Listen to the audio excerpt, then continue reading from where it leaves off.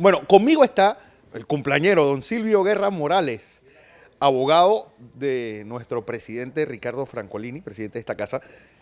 Y yo creo que si hay algo que dejó claro el señor Ramón Fonseca Mora ayer, es esa injerencia del Ejecutivo en el judicial y obviamente con consecuencias en todos estos procesos políticos que ha habido en los últimos 2 años y medio.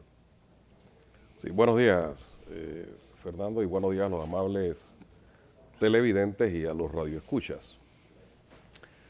Mira, empiezo por decir lo siguiente, que Dios bendiga a la patria. Hombre, Es costumbre mía siempre hacerlo al final final. de las intervenciones. pero aquí yo creo que necesitamos doble bendición. Hoy inicio y también cerraré diciendo que es menester que el Señor siga con sus ojos buenos sobre este país y sobre nuestra gente. Hubo un poeta chorrerano de nombre Moisés Castillo Caña, en cuyo honor está ese prestigioso colegio del cual soy egresado. Y Moisés Castillo, en uno de sus poemas, termina con unos versos diciendo: soplan vientos fuertes, fuertes, fuertes, y es que vienen rezumbando los caballos de la muerte. Lo que estamos viviendo ahora mismo en Panamá, Son vientos fuertes, fuertes. le decía yo a mi esposa ayer, es un apocalipsis de carácter político. Un apocalipsis que se viene moviendo a nivel de América Latina, con lo que antes de ayer decía aquí, tras la entrevista que usted me hacía, de la corruptora Odebrecht, y sin tragarme el falaz argumento de que la única corruptora ha sido Odebrecht, Claro. ¿no? Que ha sido el caso tal vez más connotado, más divulgado, más movido por las cuantías de dinero que se habla. Eso es otra cosa. Pero bien han dicho algunos, aquí nadie está investigando otras cosas muy delicadas, pero la atención se enfoca en el tema Odebrecht. Las declaraciones del señor, del colega Fonseca Mora, cuando yo las escucho, hablaba con mi hermano Ramiro, y le decía: Ramiro, las declaraciones de Fonseca Mora ponen en evidencia, con carácter de prueba, la justicia selectiva. Claro. Esto de que él puede dar prueba y que tiene pruebas escritas de las llamadas al órgano judicial, al legislativo. Oiga, cuando todavía aquí habían mentes que decían que ese argumento de la justicia selectiva era un tanto, un argumento infundado. Bueno, ahí lo está diciendo ¿quién? No lo está diciendo, como diría alguien por allí, el hombre de la esquina de la calle. No lo está diciendo el que se sienta en la fonda a comerse una hojaldre. Lo está diciendo primero quien fue presidente del partido panameñista.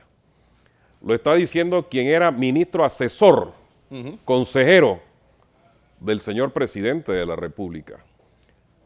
¿Y por qué no decirlo? Lo está diciendo también un jurista. O sea, claro, no lo está diciendo un ciudadano o un sujeto. Y que esto se escucha a diario. Usted de pronto en la calle escucha a un parroquiano decir: el presidente es un corrupto. Es un estribillo de la calle, dice usted. Pero lo está diciendo alguien que estuvo adentro. Pero que en sus declaraciones, y sobre esto me quiero enfocar, hable de cómo se manipula. Escuché a alguien por ahí decir que, bueno, es que todo el mundo sabe que al presidente de la Corte lo designa el Ejecutivo. Todo el mundo sabe que para ser magistrado de la Corte tienes que tener la bendición casi papal del Ejecutivo. Pero ese no es el problema. El problema radica ahora en que se nos confirma una vez más que se quieren allí a hombres, como dijo Fonseca Mora, es fácil de manejar. Entonces, esto resuena de lo que Francolini, Ricardo Francolini, como su abogado que soy, y el equipo de abogados que hemos venido manejando la causa, siendo yo el último que se integra a ese equipo por voluntad de Ricardo Francolini. Él es un preso político. No porque Francolini sea político, sino por voluntad política. Pero es que no olvidemos, no sé si escuchó usted a Elías Solano. Es decir, y lo que Elías Solano, como abogado de Ramón Fonseca Mora, estaba diciendo a la salida de la BESA, ayer a las 10:30 de la noche, es exactamente un calco de este proceso de Caja de Ahorro. Un hecho basado en un recorte de periódico, pues la negación del expediente. Es decir, es el mismo procedimiento que se ha realizado en este caso. Mire, en su momento van a surgir más cosas. Claro. Pero yo encuentro propicia, no oportuna, sino propicia la ocasión para que ese pedido de fianza que tengo plasmado y que debe estar subiendo ahorita a las 8 al Tribunal Superior, el Tribunal Superior le conceda. Y como dije aquí antes de ayer, no es un ruego, es una cuestión en estricto derecho, el pedido de fianza apelado a Ricardo Francolini. ¿Por qué? Óigame, aquí tenemos que en los casos que hemos venido solventando, don Correa, y no solo el de Ricardo Francolini, otros casos. El de Mayer Mizrachi. Que me tocó a mí también. Y me toca defenderlo. Oiga, ahora uno tener esa convicción tras las declaraciones de ayer, llamadas, llévalo a la reja, mételo preso, guárdalo, que sufra, que padezca, humíllalo, prívalo de su libertad, sácalo de su círculo social, de su círculo de trabajo, sácalo de su círculo de amigos, de su familia. ¿Esto qué es? Entonces, mire, también dije aquí en su intervención, en la entrevista antes de ayer, aquí se nos quiso vender el falso paradigma de que la corruptora Odebrecht corrompió en el gobierno pasado y que Odebrecht surge en la vida económica del país en el gobierno pasado, cuando del 2006 Odebrecht se instaura en el país. Entonces, mi querido periodista, pueblo panameño, ¿hay una crisis? Claro que hay una crisis. Si el gobierno se niega a admitir que hay una crisis, él solito se está acostando en el hecho de Procrusto. Claro. ¿Por qué razón? Porque negarse a admitir que hay una crisis judicial, que hay una crisis legislativa y que ahora se tiene previsto que para el lunes se va a cerrar ya el debate, en tercer debate, del nefasto proyecto 24045. Óigame, aquí se nos dijo, no, esto no tiene que ver nada con Odebrecht. Pero las declaraciones de Fonseca Mora ayer ponen de manifiesto prueba evidente que sí tiene que ver el 245. Estas situaciones, señor periodista Correa, obligan a todo ciudadano y ciudadana del país no a tomar esto como que este es un escándalo más, esto ya va a pasar, hoy es viernes, la gente para la playa. Vienen los carnavales. Los carnavales, no. Yo creo que el gobierno nacional, y esto lo digo con mucho respeto, necesita mejores asesores. Y cuando digo mejores asesores, óigame, señor presidente de la República, le están diciendo a usted ahora mismo que los militares se le quedaron en pañales. Le están diciendo a usted ahora mismo que el discurso de la corrupción, de donde yo dije aquí también que no había logrado permear o penetrar las conciencias de nuestro pueblo, de nuestra gente, ahí está. La gente, por mucho que se diga que vamos a luchar, estamos luchando, el pueblo no ha logrado asimilarlo. ¿Por qué? Por la antinomia de que a uno mete los presos, a otros no. A este dale fianza, medida cautelar, a este no. Entonces, ¿qué es lo que estamos viviendo? Entonces empezamos por pisotear la Constitución. O adecentamos realmente el país, o simplemente esto va a ir de tumbo en tumbo. Yo creo que esto es una situación que ustedes los juristas solamente la ven de forma etérea. Se la imaginan, pero pocos países han tenido que pasar por un trauma como esto. ¿Y cuál sería una hoja de ruta ideal? Mire, yo lo voy a decir aquí. A mí esta madrugada, un gran amigo me dice, don Silvio, ¿cómo ve el tema de lo que se está dando ahora mismo?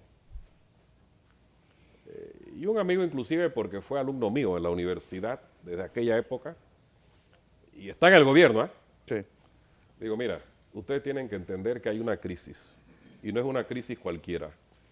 Tienen que empezar por aceptar también que tienen cero credibilidad en la conciencia popular. Tienen que hacerse de mejores asesores. Ojo, yo no estoy para resolverle los problemas al gobierno, pero me interesa que nos gobiernen bien. Nos interesa en lo particular, como dijo el ingeniero Blandón, qué está pasando con la seguridad de los ciudadanos y ciudadanas en este país y de los extranjeros también, Claro. que moran en nuestro suelo. ¿Qué está pasando con el tema del desempleo? ¿Qué está pasando con el tema de las pequeñas y medianas empresas que están cerrando? Yo no quiero que aquí se siga vendiendo el síndrome de que la investigación implica persecución, como lo dije también antes de ayer aquí, don Correa. Investigue, pero no venda el síndrome amargo de que usted por poco se pone el sombrero de aquel juez que decía, yo no juzgo, yo lincho, el juez Lynch. El linchamiento. Y aquí hemos venido sometiendo al linchamiento y al escarnio a Ricardo Francolini y a varios más. Pastor. ¿Por qué? Porque, ¿cuál es el pecado de Ricardo Francolini? Haber sido miembro de una junta directiva de la Caja de Ahorro, que se hizo un empréstito, que se pagó a suficiencia, que se pagaron intereses por encima de $1 millón. Y le voy a decir algo.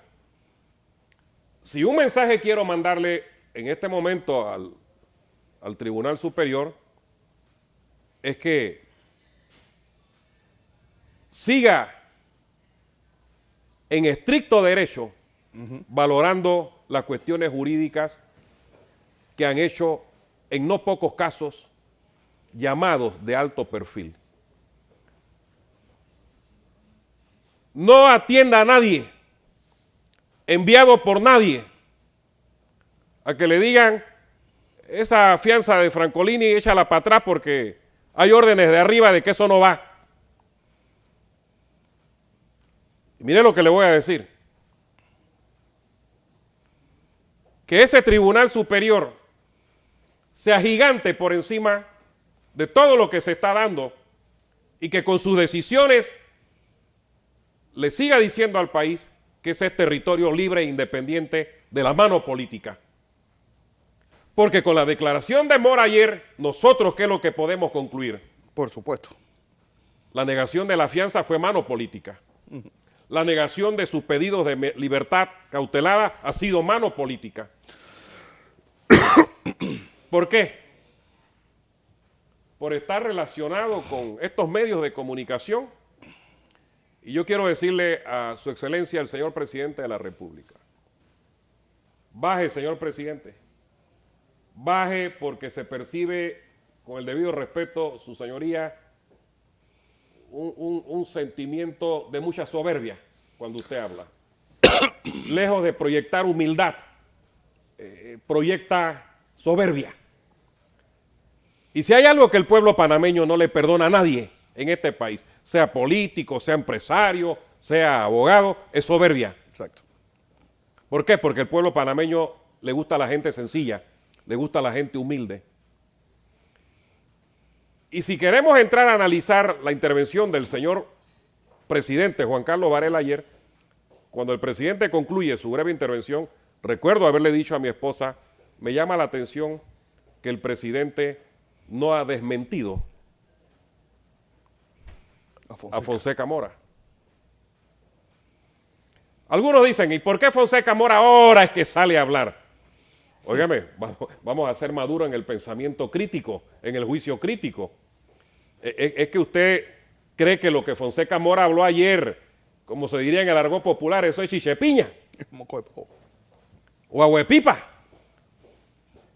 Oiga, lo que Fonseca Mora dijo ayer es el lanzamiento de una gran tina de lodo, por no decir otra cosa. Un abanico. Un abanico aspersivo al gobierno. Entonces esto tampoco se puede tomar, por un lado, a la ligera por el pueblo panameño, pero tampoco a la ligera por el gobierno nacional. Y cuando hablo de gobierno nacional, cierto que hablo del Ejecutivo. Ayer un asesor de la Asamblea Nacional de Diputados me dice también, ¿qué piensa don Silvio? Yo agradezco cuando me llaman para preguntarme en qué pienso. ¿Alguien se interesa en qué piensa uno? Pues. Y le he dicho, bueno, ustedes están metidos en el tema. Claro. Yo más que decirle a usted qué pienso yo es qué van a hacer ustedes. Pero tenemos el problema, como lo dijo el ingeniero Blandón, una asamblea cuyos diputados son juzgados por ¿quiénes? Por la Corte. Por la Corte Suprema. Magistrados de la Corte que son juzgados por la Asamblea. La Asamblea.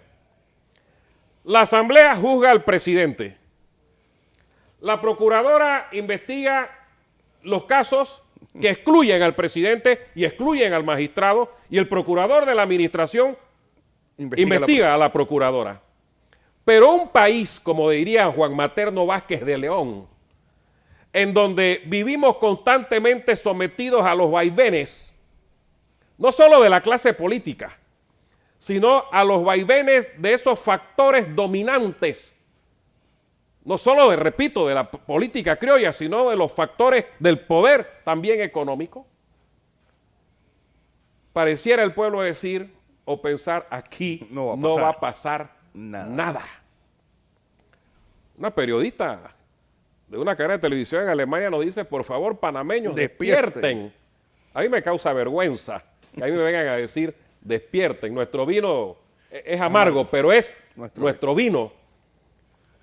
Algunos se dicen, bueno, ¿y cómo va a resolverse esta crisis? Tenemos que sacar a Varela, tenemos que pedirle a Varela que renuncie. Yo ayer leí algunos mensajes por allí de políticos de alto fuste, renuncie, sálgase, vaya. Mira, yo creo en algo que no se le ha respetado a mucha gente en este país, empezando por Francolini, empezando por Mulino, que está aquí, Mayer Mizrachi, Fran de Lima, Jason Pastor. Yo creo en el debido proceso. Yo creo en la dignidad humana. Pero es que la dignidad humana de un presidente no se mide en la misma dimensión de la dignidad humana del particular que a diario sale a bregar por el pan de sus hijos, de los suyos. La dignidad de un presidente es la dignidad de una nación. ¿Hacia dónde quiero proyectar el comentario de que la dignidad de un presidente es la dignidad de una nación? Porque para eso fue elegido, para engrandecer, para agigantarse. Cuando aquí se inicia lo que yo he llamado y seguiré llamando la persecución política, una de las cosas que yo me permití decirle a personas allegadas al presidente Varela, pero creo que nunca se la expresaron, óyeme, si lo que se trata es de recuperar sumas de dinero supuestamente mal habidas, productos de actos de corrupción, ¿no sería más propicio que el presidente de la República gestara un programa en donde se da un término, 2 meses, 3 meses, para que reingresen al patrimonio del Estado y que todas aquellas empresas o personas que tuvieron que ver o participaron vengan? Pero fíjese bien que el tiempo me dio la razón. Ahora andan apurados con la delación premiada. Y el programa de la persecución a través de los tribunales de justicia resulta ser que ahora les revienta Totalmente. al propio Ejecutivo. Un ciudadano me decía a mí, ¿sabe una cosa, señor Guerra? El problema es que cuando usted hace así, hay 3 dedos que lo señalan a usted y hay uno que mira hacia arriba al trono celestial de Dios. El problema radica que, ¿qué es lo que tú querías hacer como gobernante? Claro, es que ¿Querías realmente luchar contra la corrupción o acabar. o querías acabar con partidos políticos, con líderes políticos? ¿Qué es lo que querías realmente hacer en este país? Y ahí tienes la consecuencia también de un país que, aunque se nos diga que está floreciendo en la economía, no está así. que aunque se nos diga que estamos aquí danzando, oiga, yo no sé quiénes danzan en cientos de millones de dólares, pero como decía un selfie ayer, a cómo van las cosas parece que al que único que Odebrecht no le dio plata fue a mí. Así mismo, Entonces, esto es muy delicado. Muy delicado. yo creo que vamos a tener mucho tiempo para, y además esto obviamente irá evolucionando de forma muy distinta, don Silvio. Mire, Como le voy a siempre, decir algo gracias. final. Un segundito. El tema de Francolini no necesita ni siquiera que ahorita me le den una fianza, sino que lo pongan en libertad ya. Por todo eso que se está denunciando. Por supuesto. Libertad ya. Y libertad para los presos políticos, señor. Y le voy a decir algo. Libertad también para esos cientos y miles de hijos de la cocinera que por robarse una gallina tienen 8 y 10 años purgando en las cárceles. ¿De qué derecho penal me están hablando aquí? ¿De qué sistema de justicia penal me están hablando aquí? El problema es, escuche lo que le voy a decir, que hay un falso discurso de la legalidad, de la justicia y de la política. Así es. Dios bendiga a la patria. Amén. Felicidades reiteradas al cumpleañero don Silvio Guerra Morales. Gracias. Y a Dios que me permite llegar. Así es.